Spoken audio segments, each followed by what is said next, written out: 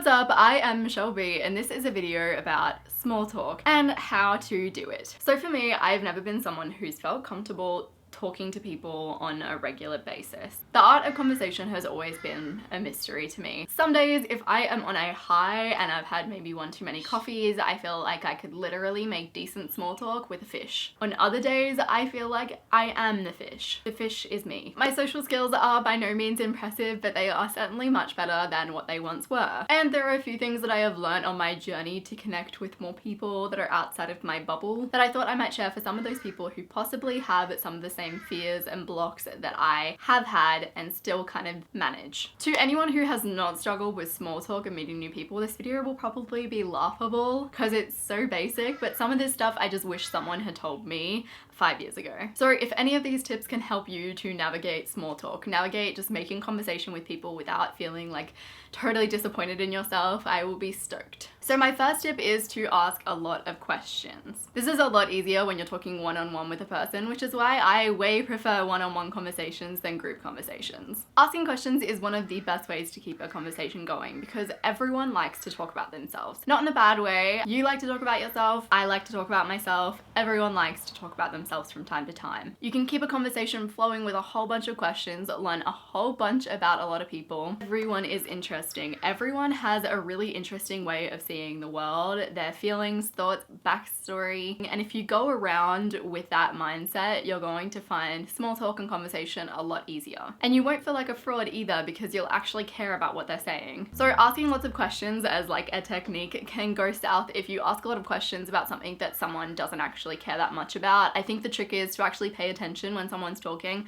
pick up on the thing that they seem to be the most excited, the most enthused about, and ask more questions about that. It's like narrowing down and drilling down. Sometimes if you just leave it, people can talk for a really long time about the stuff that they're interested in without you really having to do all that much work. You'll feel like a great conversationalist because you've just asked like one or two questions and this person has kept on going, talking about this thing that they're interested in, and at the end of the conversation, they feel great. You feel great. It's fabulous. It works for all parties involved. If you are talking to someone older, a good topic of conversation is always their kids because people love talking about their kids. I also love hearing stories about people's kids because kids are hilarious. As someone who doesn't really want children that much at this point in my life, I find other people's kids have great stories and they always do really interesting things. My second tip in conversation is to give other people something to work with. And I think this is something that everyone struggles with, especially if you're someone that's not that good at conversation, because you don't want to bore people with details of your life. But you don't have to throw out your entire life story, you just have to give people tiny bits to work with. So the next time that someone asks you a question, try to give them something to latch onto. Even if someone asks you like, what did you get up to today? Give them some of a picture like, look, I had a beautiful nap, it was such a lazy day, and then I just like watched Netflix, I ordered my groceries. It's not like you've raved on and on about yourself, but you've given them like a tiny picture of what your day looked like, and you've also given them like 3 follow-up questions that they can ask. They could ask you like, what Netflix show are you watching? You shop online? Oh my god, how are the avocados? Literally just like that, by revealing a little bit of personal detail, by saying a little bit about yourself and what you got up to, by actually responding to someone's question with some information,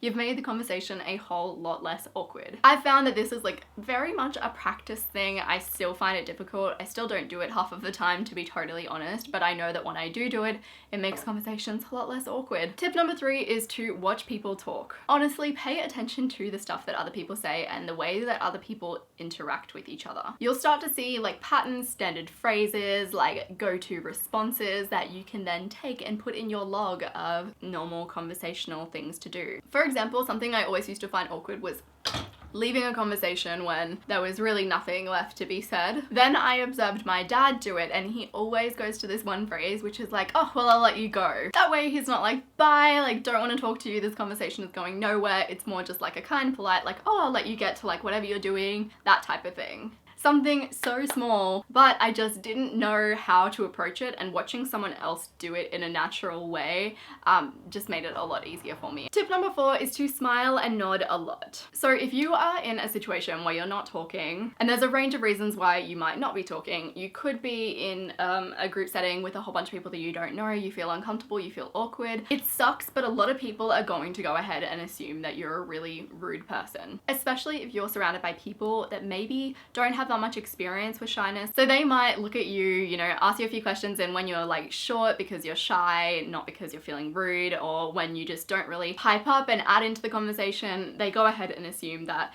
you're not liking the situation that you're in, you don't like the people that you're surrounded by, or like you're just a rude person. I've been told before by like a few people that I come across as really standoffish when I meet new people, and it's something that I hate because I'm like, no, like it's not that I don't like you, it's that I really just don't know what to say to you. I don't know how to act in this situation, and I'm sure that a lot of you guys can relate to exactly what I'm saying right now. So in like the past year or so, I've really tried to counteract that by smiling a lot, nodding a lot, agreeing a lot, even if it feels uncomfortable to pipe up and be like, yeah, like if you're not contributing anything to the conversation, at least you sort of feel a part of it by like nodding and like doing those little bits of engagement. I don't think people really mind if you're quiet unless they're people that you wouldn't really want to hang out with anyways, but I like to make sure that people realize that I'm quiet in a shy kind of way, as opposed to like a silent protest to them as a person kind of way. Small talk with people that you work with, people in your extended family, whoever, is a whole lot easier when you know like that person has just celebrated their sister's wedding, or that person is currently struggling with an assignment that they're doing for their course outside of work. By finding out like little snippets about people, it is a whole lot easier to make conversation. It's a whole lot easier to ask them questions that will actually matter to them. So those are my tips for making slightly better conversation with people. Like I said at the start of this video, I'm not a conversationalist. This is not coming from a person that is like, look, I'm a pro at this, let me tell you how I do it. This is coming from a person that still struggles with this to this day, and has struggled with this for a while, but has gotten like incrementally better at this over time. I am still on my own very real journey of being able to comfortably talk to people that I don't know, that I don't relate to, that are maybe outside of my bubble. These are just things that I've learned along the way that have helped me, and I think that me 5 years ago would be pretty stoked to see me now. So if any of this can help you, would be amazing. If you are someone that has struggled with small talk, struggled with making conversation, I would love to hear the things that you have found have helped you in your journey in the comment section down below. I appreciate you guys so very much, and I will see you soon.